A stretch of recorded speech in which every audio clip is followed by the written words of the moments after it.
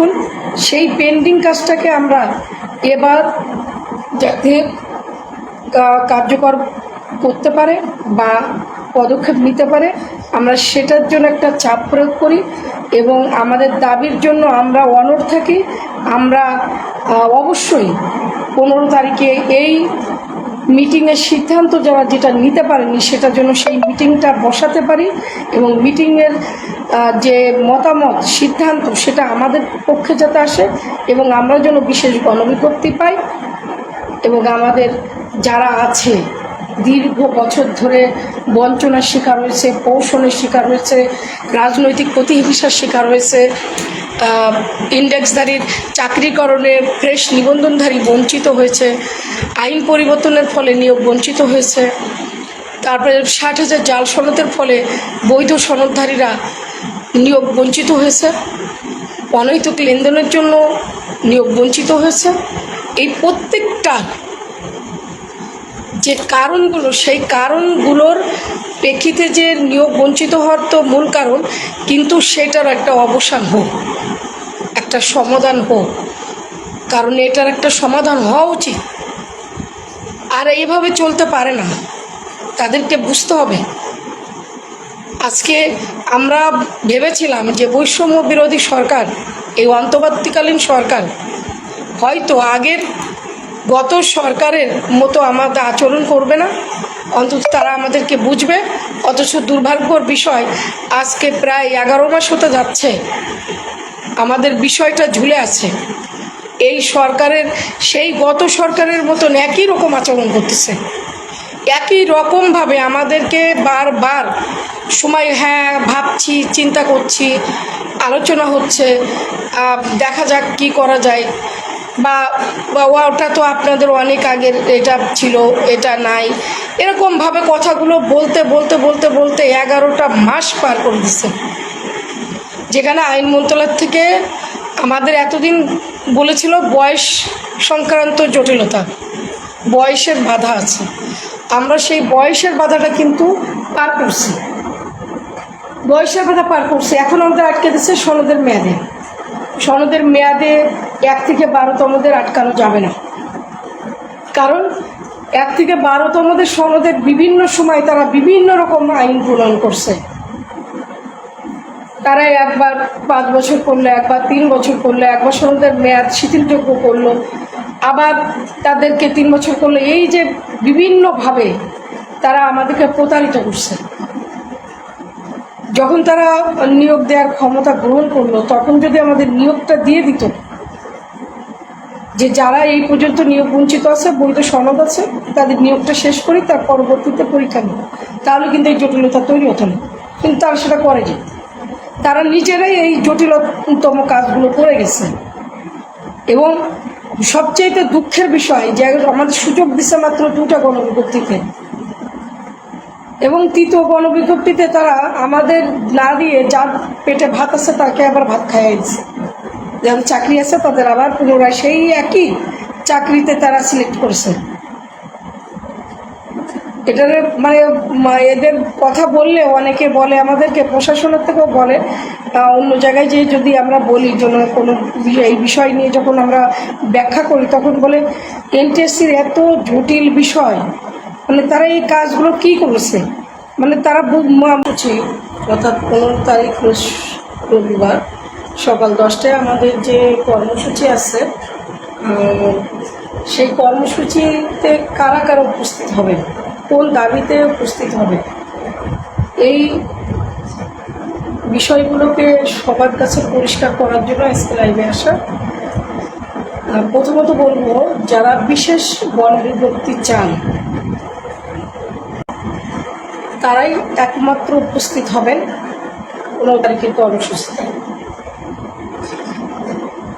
কারা কারা উপস্থিত হবেন এই বিষয়ে আসলে আমি আপনাদের সঠিকভাবে বলতে পারবো না। একটা কথার মধ্যে আপনাদের দাবিটাও বোঝা যাচ্ছে, এবং যারা সেটা চায়, বিশেষ গণবিজ্ঞপ্তি যারা চায় সকল নিয়োগ বঞ্চিত তাদের জন্যই এই বিশেষ গণবিজ্ঞপ্তি। এবং আমার মনে হয় যারা নিয়োগ বঞ্চিত আছে তাদের প্রত্যেকেরই এই কর্মসূচিতে অংশগ্রহণ করা উচিত।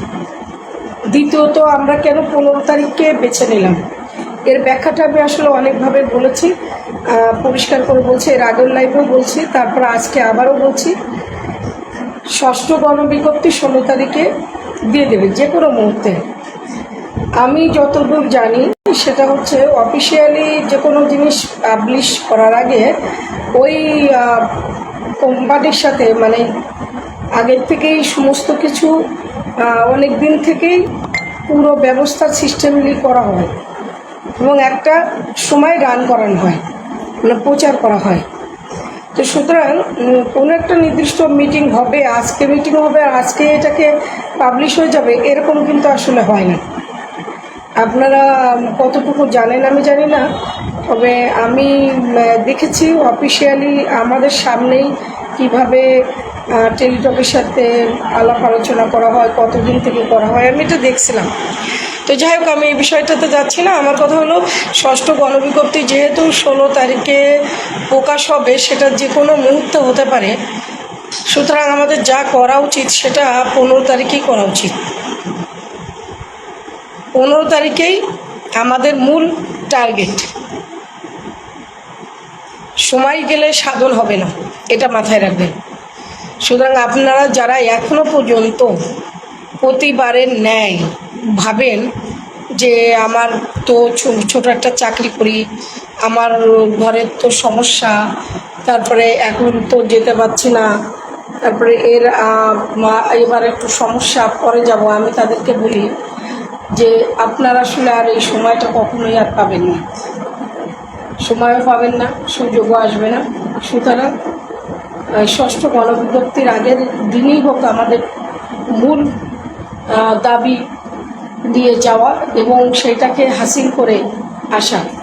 আপনি উপস্থিত হবেন, এতটুকু মনোবল নিয়ে আসেন যে যে কোনো কিছু প্রতিকূল পরিবেশের সাথে আপনাকে লড়তে হবে। আদায় করতে গেলে আপনাকে যা কিছু হয়ে যাক না কেন, আপনি মাঠ ছাড়তে পারবেন না। আপনাকে মাঠে থাকতে হবে, লড়াই করতে হবে। এবং ওই 1 জুনে যে মিটিংয়ের সিদ্ধান্ত আন্তঃসচিবরা নিতে পারেনি, তারা মানে নিতে পারেনি না, নেয়নি, ধরে নেন নেয়নি। কারণ এই মিটিং সিদ্ধান্ত এখন যদি 1 জুনে হওয়ার কথা, সে সিদ্ধান্ত কিন্তু গত বছরে সেপ্টেম্বরে গ্রহণ করা হয়ে গেছিল, গৃহীত হয়ে গেছিল। পূর্বের উপদেষ্টা তাতে সদাই অনুমতি জ্ঞাপন করেছিল, কাগজপত্রে সেটা লেখাও আছে। তাহলে নতুন করে কেন সিদ্ধান্ত নিচ্ছিল? আগের উপদেষ্টা পরিবর্তন হলেন, সচিবরা পরিবর্তন হচ্ছে।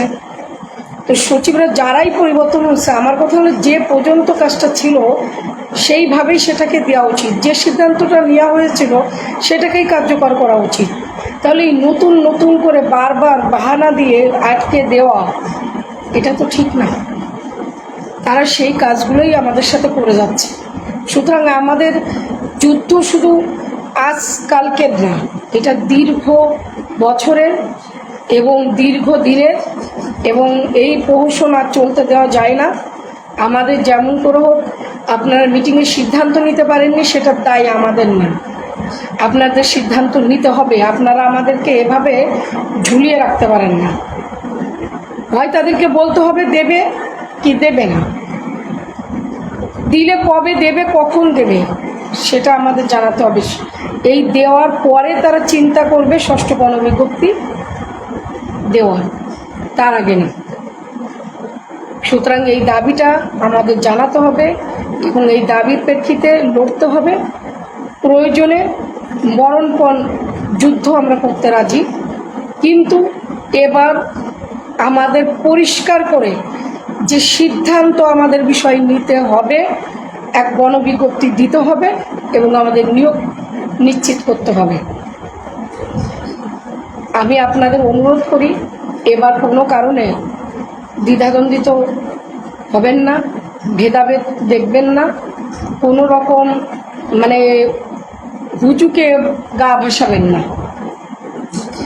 কোনো একটা মনে হলো যে আমি এই সবাই চলো এইটা করলাম, যুক্তিতে আসেন। যুক্তি এবং কাজের ধারাবাহিকতা, সর্বোপরি আপডেট যে কাজটা হয়েছে সেই কাজটা পেন্ডিং অবস্থায় আছে।